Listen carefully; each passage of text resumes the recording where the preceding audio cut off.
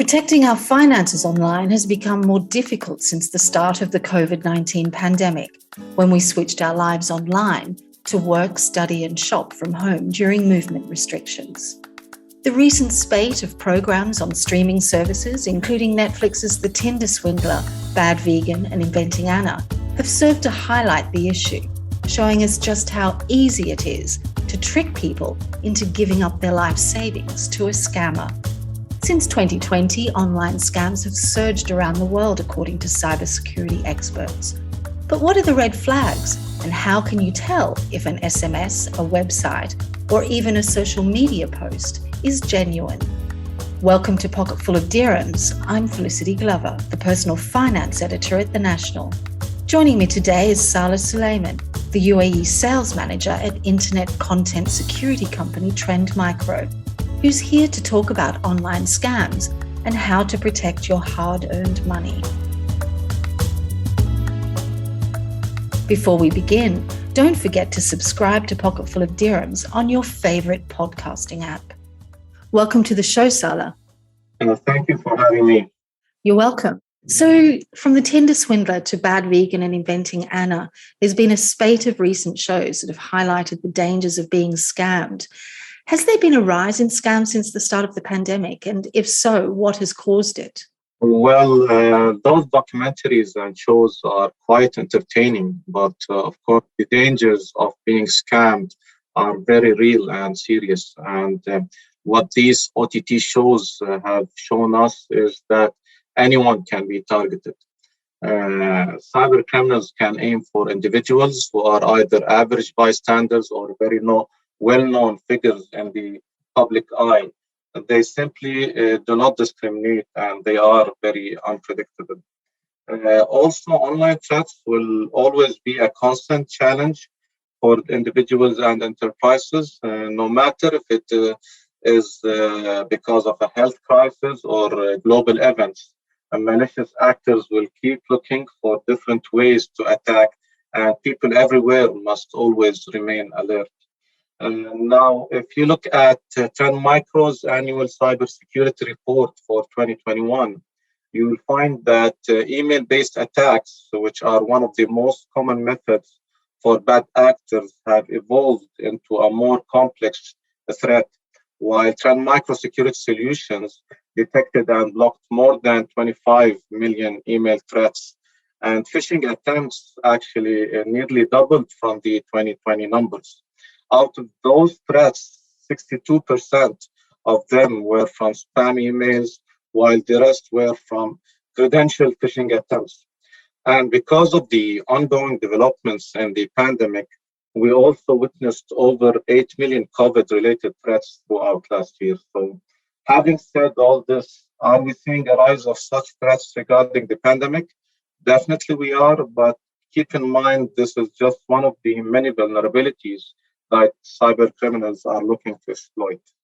Thank you. And you mentioned emails and phishing as, being quite common. What other types of online scams are there? Phishing scams are very common in today's digital world. Alongside this, there are text message scams, online shopping scams, lottery scams, email scams, even the crypto scams are there. So there are many types of scams out there. Okay, and can you describe some of them, how they work? You mentioned shopping scams. How does that work? Yeah, sure. In a phishing scam, bad actors or scammers will pose as a real company or organization and create fake websites designed to steal your bank information, passwords, and other personal data. In text messaging scams, your mobiles will receive what looks like legitimate text from well-known companies. These messages will contain links that will install malicious apps or lead you to phishing sites to compromise your credentials. Then we look at the online shopping scams. Fraudsters will create shopping websites that will try to attract you with discounts and sales and so on. However, after the transaction has taken place, you will never receive the items that were ordered. Also, you won't be able to refund the amount as well. Now, regarding email scams, there are disguised as legitimate emails, and they look very convincing. They may pretend to be from your bank or a streaming website, and their aim is for you to either click on phishing links or have you open malicious accounts. In the modern day digital world, there are, of course, investment, lottery, and crypto scams. These scams will use celebrity endorsements and promise you risk free returns, which can trick people to download harmful apps or entering their personal information on unfamiliar websites. Okay, so is there a type of person then, or a personality that fraudsters are targeting? If so, what do they look for? Or is it just a matter of, spreading their net as wide as possible and hoping that they get, a few people that click on, a phishing link or a rogue website or something like that? Fraudsters are always well prepared and do their homework before they target any victim. They will look for individuals who respect authority, for example, and common scams are conducted by bad actors who pretend to be authority figures for a government agency. But remember, government offices will rarely call citizens to conduct any type of business. They will never demand a quick payment. And cyber criminals will also look for individuals who get along with others or are seen as people pleasing. They will take advantage of your kindness. For example, if you receive an email from what looks like your boss asking you to buy expensive gift cards for them, as they plan on reimbursing you later, fraudsters would have already used those gift cards before you even suspect the fraud.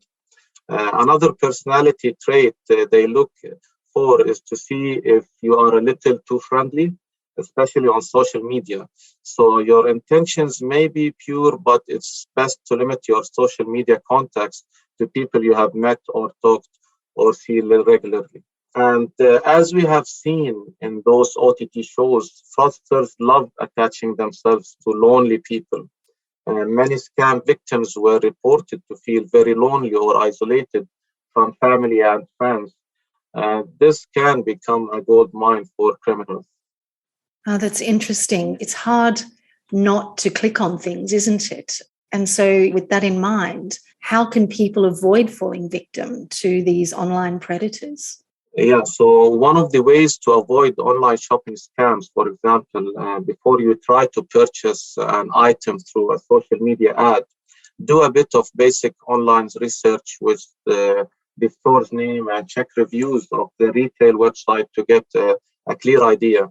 See if there are user complaints or other obvious red flags, such as grammatical errors in the product description. It's also wise to be suspicious if a small shop can offer big discounts than well-established brands or stores.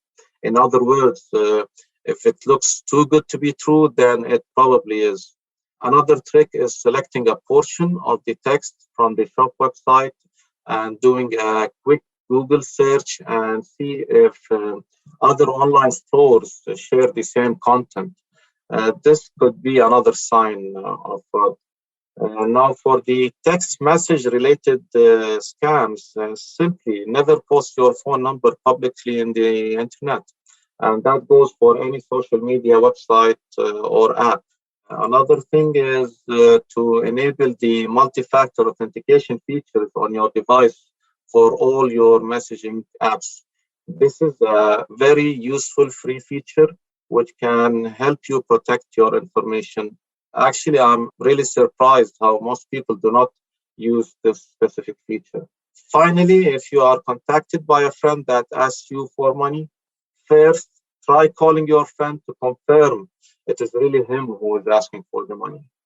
Those are really good tips. Thank you. And what other clues are there to help listeners spot fake profiles, emails, and SMS messages, for example? There are a few red flags that will stand out more than others and make it easier for people to avoid major threats. Like scammers through online stores may have more than 100 user complaints posted in public portals, which usually highlight the issue of undelivered packages. Another sign is that products are not displayed on the website. They only have direct links to the products, and most likely the links are from social media advertisements. For the phishing emails, the message is seen to be sent through a public email domain like Gmail or Yahoo.com. Usually, there is no legitimate organization will contact you with public domain addresses. If you even look closely, you'll find the domain name of the email address will be misspelled. And just like the online shopping scams, the emails themselves will have grammatical errors. Scammers also love to make you feel anxious by creating the sense of urgency in their messaging. For example, if the email is from your workplace, it's best to call the sender or speak to your colleagues to confirm if the email is legitimate. And even if it is, most likely the sender will follow up on the email by calling you instead. So all of these can also be applied to SMS fraud as well. If they consist of similar characteristics like email scams or come from unfamiliar numbers, it's best to avoid them completely.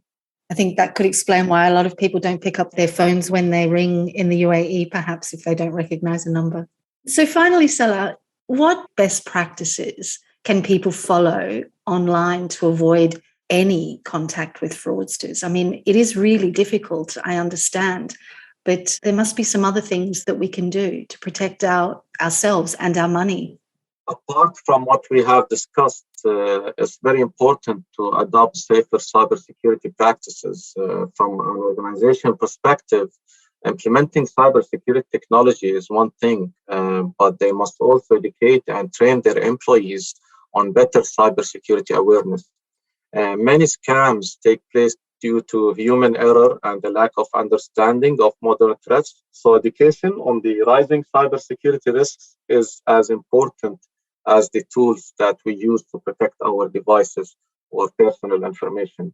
Now, from the individual user level, you must always be cautious, even if an email or other types of messages are coming from familiar accounts.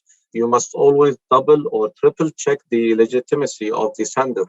Again, you need to purchase and install cybersecurity solutions for all your devices and must take a proactive role in protecting your digital assets. In other words, reinforcing the cybersecurity stance is a cautious process. There are too many fraudsters out there in the digital world, and you must do your best to protect yourself with the best solutions and healthy cybersecurity habits. Thank you this week to Salah Suleiman of Trend Micro. If you would like advice on your personal finance issues, you can write to me at pf@thenational.ae. And remember, PF stands for Personal Finance. Please do subscribe to Pocketful of Dirhams on your podcasting app to receive weekly updates. And also leave us a review so we know what you think. This episode was produced by Arthur Edison and Aisha Khan, and I've been your host, Felicity Glover.